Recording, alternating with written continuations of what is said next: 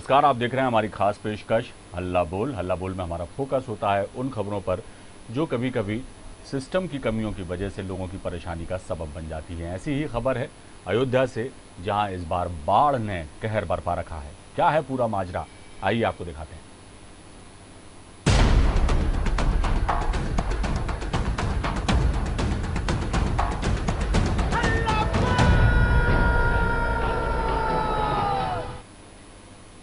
खबर अयोध्या से है, जहां पिछले एक हफ्ते से हो रही लगातार बारिश के चलते निचले क्षेत्रों में जनजीवन बुरी तरह से प्रभावित हो रहा है। सरयू नदी के तटीय इलाकों में बसे गांवों में लोगों का बुरा हाल है। प्रकृति की मार झेल रहे ग्रामीणों को राहत सामग्री भी समय से नसीब नहीं हो रही। मुख्य सड़क से संपर्क टूटने के बाद निचले क्षेत्रों में लोगों को राहत सामग्री और मवेशियों के लिए चारा पहुंचाने में प्रशासन जो है वो नाकाम साबित हुआ है। प्रशासनिक अधिकारी समय से राहत सामग्री बाढ़ प्रभावित क्षेत्रों में उपलब्ध कराने की बात तो कह रहे हैं, लेकिन हालात वैसे नहीं हैं जैसा बताया जा रहा है। सरयू नदी का जलस्तर खतरे के निशान से ऊपर है। ऐसे में नदी से सटे निचले इलाकों में बाढ़ के हालात पैदा हो गए हैं। अयोध्या के ग्रामीण अंचलों की तस्वीर जो दिखाई दे रही है, जहां पिछले 2 सप्ताह से जलभराव हो गया है। लगातार लोगों के घरों में पानी घुस भरा हुआ है। ग्रामीण पलायन पर मजबूर हैं। अयोध्या के रुदौली उपखंड की हम बात करें तो यहाँ 7 गाँव में बाढ़ के हालात हैं। गांव वालों का इस रास्ते से आने जाने का मतलब सीधे सीधे खतरे को दावत देना है। सलाहपुर गांव के चारों ओर पानी भरा है। ग्रामीणों का कहना है प्रशासन की ओर से राहत सामग्री उपलब्ध नहीं कराई जा रही। प्रशासन द्वारा जो राशन किट लोगों तक पहुंचाई भी गई है, उसमें सब्जी के रूप में सड़े आलू मिल रहे हैं, कहीं राशन खराब हो गया है। प्रशासन के इस व्यवहार से स्थानीय लोगों में भी आक्रोश है। हमारा साहब समस्या है कि जो है 5 फुट पानी चारों वाला गाँव के भरा है, कम से कम 1 किलोमीटर में। और उसके बाद जो है कोनो सहायता मिलत नहीं इधर का। और दक्षिण घर है गांव के बंधा से। आसानी है, यहाँ के समस्या दूर की जाए। कुछ मकान में पानी भरा है, मकान से मुल्ला गिर गया है, हमका कुछ नहीं मिल रहा है। मैं टाली में सामान में रखा है, मैं बच्चा इनका अपने वही टाली में बैठा के खाना खिलाती हूँ, वही बनाती हूँ, वही खाती हूँ। मिला है भैया लैया और चावल है जी, दाल है, आटा है जी, बिस्कुट जी, माचिस जी, और सब्जी में भैया आलू खराब हो गया, नहीं लावा गया, सरी है सब नहीं लावा गया। समस्या बाढ़ से समस्या है। धान तो चला गया, लेकिन जो गन्ना बचा है ये भी जा रहा है। इसमें जो आलू दी गई इस बार जी, वो तो एकदम सड़ी थी, उसे तो लिया ही नहीं, सभी ने फेंक दिया है जी। और तहसील वाले कह रहे थे कि हम अपने घर से थोड़ी लाए हैं, तो उसमें तो कहीं न कहीं से पैसे लगा कर तो लाए होंगे, तो सही सामान दो, देना है तो। जलमग्न है, यहाँ पूरा घेरा हुआ है, कहीं निकल नहीं सकते हैं, चारे भूसे की तकलीफ है और राशन भी मिला है। आलू सबकी ठीक है कि गड़बड़ आलू नहीं है। इस काम में पूरा हमारा हिसाब लगा हुआ है। हमारे माननीय विधायक जिसकी मॉनिटरिंग कर रहे हैं। इसके अलावा जो भी तिरपाल बांटा गया गाँव में, गाँव की जो भी समस्या है, जो जानकारी होती है, हमारा हिसाब है, अपने स्वयं पहुँच कर हल करता हूँ। जो विस्थापित लोग गाँव में उस दौरान भी आए थे, इस दौरान भी आए हुए हैं, उनको सुबह शाम भोजन कराया जा रहा है। बंदे को जो निवासित है। इस तरह से लोगों ने अपनी दिक्कतें बताई। राहत सामग्री हालांकि पहुंचाई जा रही प्रशासन द्वारा, लेकिन उसमें भी कहीं ना कहीं कमी की शिकायत लोग कर रहे हैं। बाढ़ के हालात हैं, आप खुद देख सकते हैं किस तरह से लोगों के घरों में पानी भरा हुआ है। सड़कें जो हैं वो पानी में लबालब भरी हुई हैं, डूबी हुई हैं। आने जाने के जो रास्ते हैं वो एक तरह से बंद हो चुके हैं। इन गाँवों का संपर्क जिला मुख्यालय से भी कटा हुआ है। इस खबर पर हम सीधे चलते हैं, हमारे संवाददाता आजम खान हमारे साथ फोन लाइन पर मौजूद हैं। आजम, हमें बताएं कि हालात इतने बेकाबू जो हुए हैं बाढ़ की वजह से। हालांकि मुख्यमंत्री योगी आदित्यनाथ ने हमेशा से ही चिंता की है लोगों की, गरीबों की, और बाढ़ से के हालात जो अक्सर बनते हैं उत्तर प्रदेश में, उसके पहले ही उन्होंने हिदायत दे रखी थी अधिकारियों को और निर्देश भी दिए थे कि ज़रूरत पड़ने पर राहत सामग्री पहुंचाई जाए और राहत पहुंचाई जाए लोगों तक। लेकिन हालात जो हैं वो बता रहे हैं कि प्रशासन जो है उतना मुस्तैद नहीं है जैसा उसे निर्देशित किया गया है और जितना उसे मुस्तैद होना चाहिए। क्या वजह है, आजम बताएंगे? देखिए अविनाश जी, यहाँ पर अयोध्या में जो है रुदौली जो अयोध्या जो जनपद है, वहाँ पे जो बारिश हुई है, जो निचले क्षेत्रों में जनजीवन पूरी तरीके से बाढ़ से प्रभावित हो गया है। सरयू नदी के तटीय इलाकों में बसे गाँव में लोगों का बुरा हाल है। और वहीं पर जो यहाँ पर जो ग्रामीण जो यहाँ के जो निवासी हैं, उन्होंने एक आरोप भी लगाया कि शासन ने जिस तरीके से मुख्यमंत्री योगी आदित्यनाथ जी ने गाइडलाइन जो जारी करी थी कि बाढ़ प्रभावित क्षेत्रों को पूरी तरीके से वहाँ पे राहत सामग्री पहुंचाई है, तो शासन प्रशासन ने सामग्री तो पहुंचाई, लेकिन उसमें कुछ सड़े गले भी सामान जो है मिले हैं। उससे ग्रामीणों में नाराजगी है और उन लोगों को कहना है कि सामान हम लोगों को जो राहत सामग्री दी जा रही है वो पूरी तरीके से नहीं पहुंच पा रही है। कि ये अक्सर हालात बनते हैं, हर साल का ये मामला है कि जब बारिश मूसलाधार होती है उत्तर प्रदेश में, तो निचले इलाके हों, कई इलाके ऐसे हैं उत्तर प्रदेश के जो डूब में आ जाते हैं, बाढ़ग्रस्त हो जाते हैं, लोगों के घरों में पानी चला जाता है और काफ़ी दिनों तक उन्हें कई तरह की दिक्कतों का सामना करना पड़ता है। इस बार चिंता जताई थी योगी आदित्यनाथ ने कि बारिश के पहले ही उन्होंने ज़रूरी कदम उठाने के लिए निर्देशित किया था अधिकारियों को। तो क्या वजह है कि उनके निर्देशों का पालन नहीं हुआ या प्रशासन की सुस्ती रही इस पूरे ही मामले में? क्योंकि हालात तो वैसे की वैसे ही हैं, कहीं कुछ ऐसा बदलाव दिखाई नहीं दे रहा इन इलाकों में कि जिससे समझ में आता हो कि प्रशासन सजग है, सरकार चिंतित है इन ग्रामीणों के लिए। जी देखिए अविनाश जी, यहाँ पर जो आपने बात कही, बहुत अच्छी बात आपने कही कि मुख्यमंत्री योगी आदित्यनाथ जी जो प्रदेश के मुखिया, उन्होंने जो बाढ़ प्रभावित क्षेत्रों के लिए जो है यहाँ के जो प्रशासनिक अधिकारी उनसे कह रखा था, लेकिन कहीं ना कहीं ये लगता है कि पूरी तरीके से लापरवाही बरती गई है। क्योंकि जिस तरीके से देखने को मिला है कि पूरे ग्रामीण क्षेत्र में जो बाढ़ प्रभावित जो क्षेत्र है, 7 गाँव है, वहाँ पर बाढ़ देखिए पानी पूरे गाँव में भर गया है, घुस गया है और जो है वहाँ पे जो राहत सामग्री वो भी नहीं पहुँच पा रही और जो वहाँ के जो जानवर हैं उन लोगों को भी खाना खाने के लिए, खिलाने के लिए उन लोगों के पास सामान नहीं है। तो उन लोग ग्रामीणों में काफी आक्रोश देखने को मिला और प्रशासन की कहीं ना कहीं ये लापरवाही साबित हो रही है। कई तरह की मुसीबतें एक साथ लेके आती है, लोगों के खेतों में पानी भर जाता है, खाने पीने की किल्लत हो जाती है, ज़रूरी सामान उन तक नहीं पहुंच पाता और ज़िला मुख्यालय से भी जो है संपर्क कट जाता है इस तरह के गाँवों का। लेकिन इसमें सबसे बड़ी मुसीबत यह है कि यदि कोई व्यक्ति बीमार पड़ जाए तो आखिर आदमी फिर ऐसे हालातों में क्या करे। जी, तो उसके लिए कोई इंतज़ाम है कि यदि कोई बीमार है या किसी को इलाज की ज़रूरत है तो उस तक ज़रूरी दवा या स्वास्थ्य सेवाएं उस तक पहुंच पाएँ, इसके लिए कोई दिशा निर्देश जारी किए प्रशासन? इसके लिए क्या कर रहा है? देखिए, मुख्य मार्ग जो कट गया उस वजह से काफी जो है यहाँ पे ग्रामीण जो है वो काफी परेशान है। वो वहाँ से प्लान करने की भी जो है पूरी तरीके से कुछ ग्रामीण प्लान भी कर गए, पलायन जो है कर गए और कुछ करना भी चाह रहे हैं। और वहाँ पर स्वास्थ्य विभाग की जो है टीमें लगी हुई है, ऐसा नहीं है, स्वास्थ्य संबंधित जो है दवाइयाँ भी जो है रखी गई है और सुविधा जो है दी जा रही है। समस्या का मूल कारण आप क्या मानते हैं आजम? आप इतने सालों से वहां पर रिपोर्टिंग कर रहे हैं, उस इलाके में लोगों से आपकी बात भी होती होगी, हालात भी आपने देखे होंगे वहां के। क्या मूल कारण है कि इन हालातों से निपटने के लिए जो हर साल जो बारिश है कहर बन के वहां पर बरसती है, उससे लोगों को हमेशा के लिए निजात मिल सके इस तरह की मुसीबतों से, उसके लिए क्या कुछ सरकार को किया जाना चाहिए और क्या कमी है जिसकी वजह से ये हालात हमेशा बनते हैं? देखिए, सरयू नदी के जो तटीय जो निचले तबके के जो इलाके हैं वहाँ पर ही पानी का जब सरयू का जब जल स्तर जब बढ़ता है तभी जो है बाढ़ की समस्या जो उत्पन्न हो जाती है। तो यहाँ पर देखिए सरकार ने जो है अपने जो है शुरू काल से जो है बांध बनाना जो है शुरू कर दिया। बांध का कार्य शुरू भी है। यहाँ पर जो सरयू के जो गुप्तार घाट है वहाँ पर बांध वगैरह सब बन भी रहे हैं और बन भी गए हैं। तो यहाँ पर तो पहले यहाँ पर भी बाढ़ आती थी, लेकिन अब वो निचले स्तर ये ग्रामीण का जो जनपद का शुरू जो प्रवेश द्वार है, मुख्य मार्ग है, वहाँ से, क्योंकि जहाँ से अयोध्या की जो सीमा जो शुरू होती है वहीं का ही ये निचले स्तर का जो एरिया है, तो वहाँ पर भी देखिए कार्य जो शुरू हो गए, लेकिन कहीं ना कहीं प्रशासन की लापरवाही सामने आ रही है। और गई उत्तर प्रदेश में सभी के चुनावी घोषणा पत्रों में की बात की जाए या सार्वजनिक मंच पर जब हैं उनके बड़े नेता, शीर्ष नेता ऐलान करते हैं तो बस यही सब कुछ बातें होती हैं, गरीब किसानों की भलाई की बातें की जाती हैं। तो ये समस्या जो उत्तर प्रदेश में नई नहीं है, ये आप भी जानते हैं, लेकिन घोषणाओं पर अमल नहीं होता या इसकी पहले से ही रूपरेखा तैयार नहीं की जाती। इतनी सरकारें आई गई, अभी भी जो बीजेपी का शासन वहाँ उत्तर प्रदेश में चल रहा है, कहा तो यही जाता है कि गरीबों के कल्याण के लिए सारी योजनाएं सरकार बना रही है, लेकिन ऐसी कैसी योजनाएं बन रही कि जो मूल समस्याएं हैं सालों से चली आ रही उनको हमेशा के लिए जड़ से समाप्त करने की दिशा में कार्य नहीं किए जाते।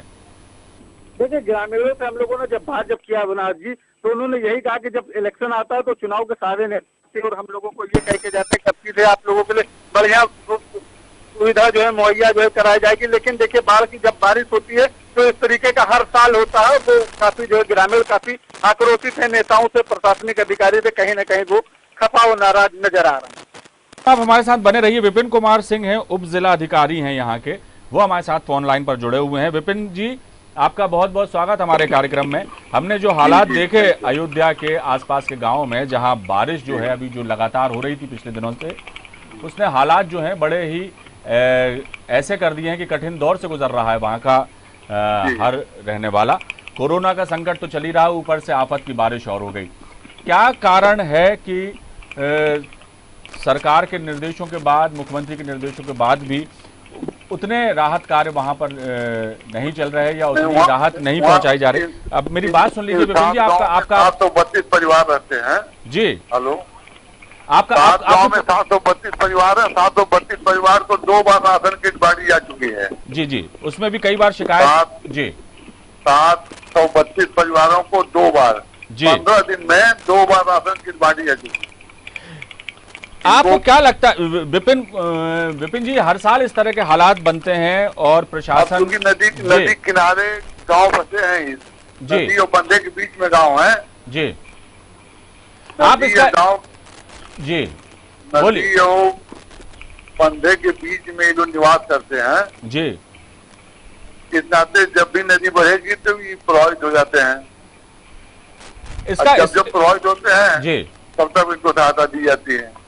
विपिन कुमार जी, एक बात बताइए कि ये आप इतने सालों से आप भी देख रहे हैं समस्या को, जहां पे ये जो ग्रामीण है हर साल इस तरह की मुसीबत झेलते हैं, इस समस्या का स्थायी हल क्या है और क्या होना चाहिए, और जो होना चाहिए वो हो क्यों नहीं रहा? नहीं, जो होना चाहिए, ये गाँव ये इनके वहाँ पुरानी आबादी बसी हुई है नदी किनारे, बहुत पुरानी आबादी बसे हुए हैं जी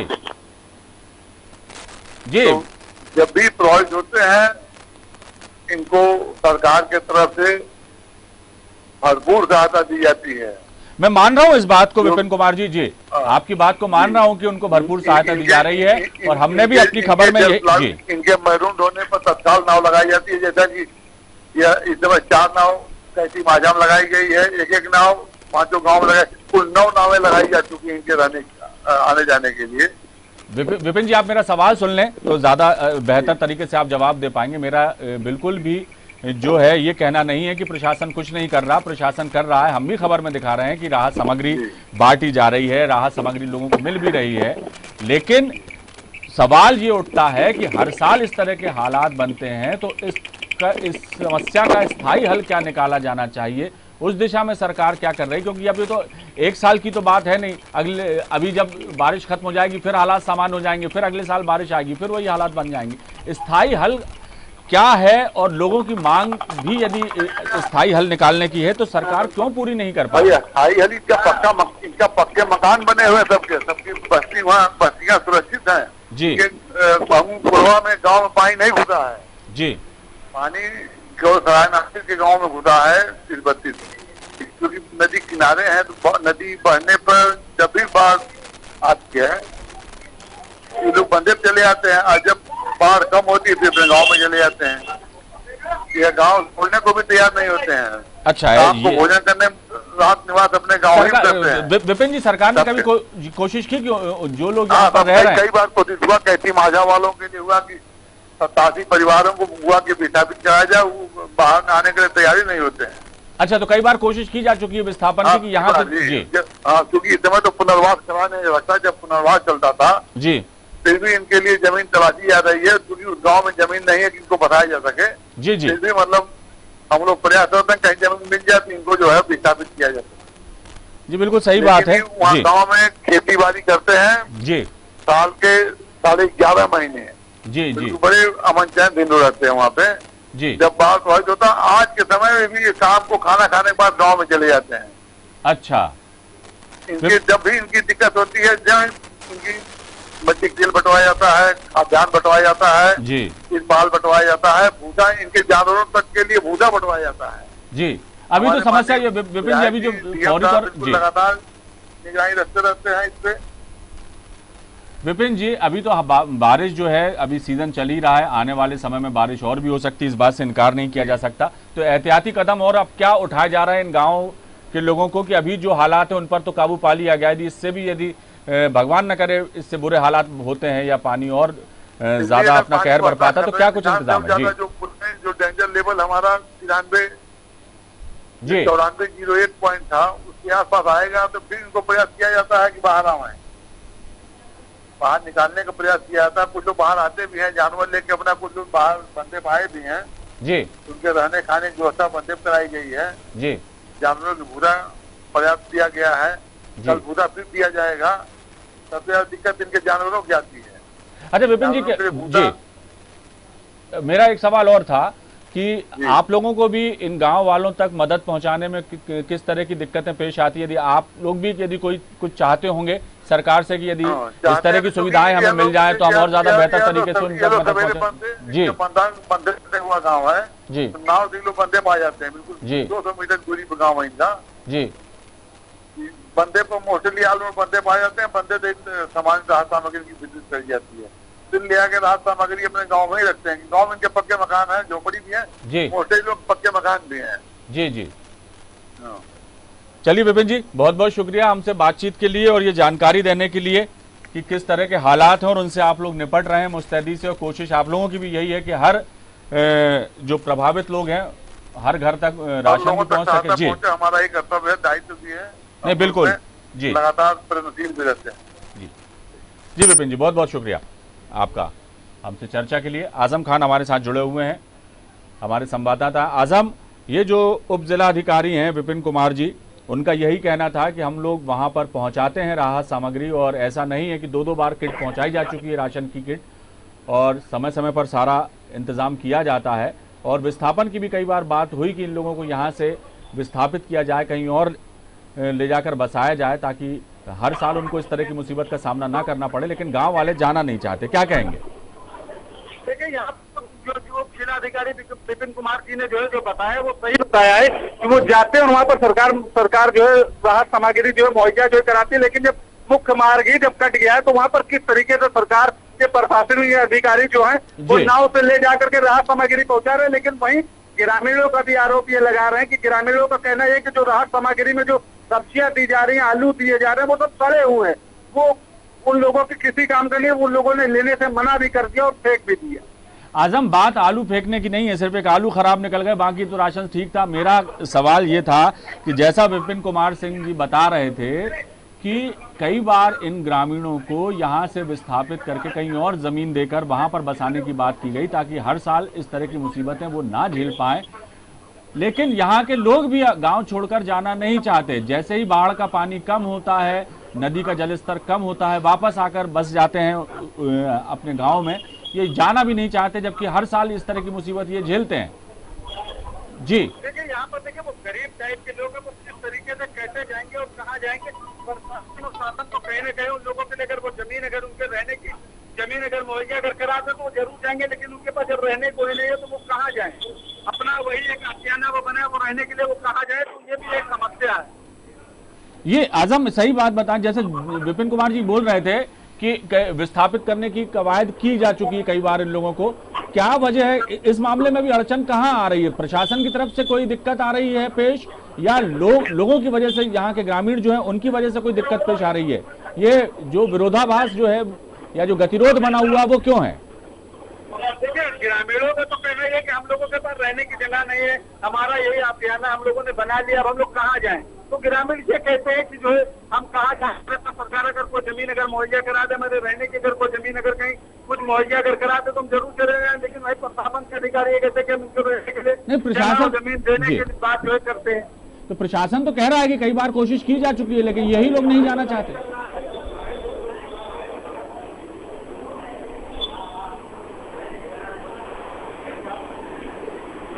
चलिए आजम, अब हालात जो है उनसे निपटने के लिए प्रशासन भी जुटा हुआ है और जो ग्रामीण वहां पर बसे हुए हैं वो भी इस मुसीबत से जूझ रहे हैं।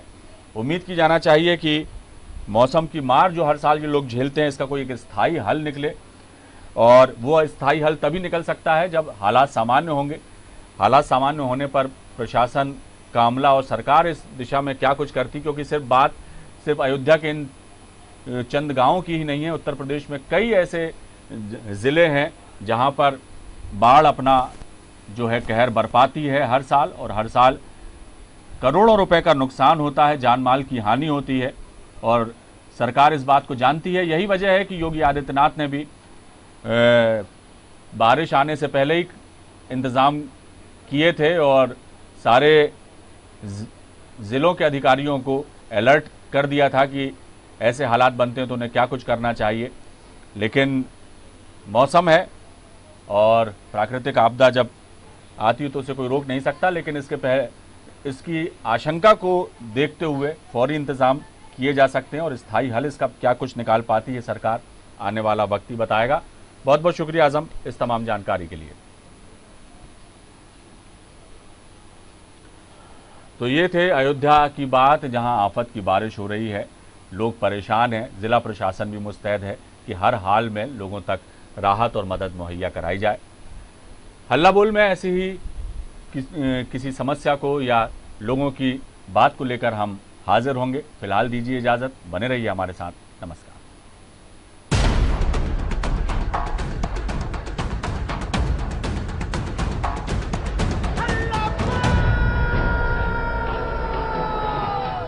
इस कार्यक्रम के प्रायोजक थे रूप मंत्र आयुर्वेदिक फेस क्रीम। ये कोई कॉस्मेटिक नहीं, आयुर्वेदिक औषधि है।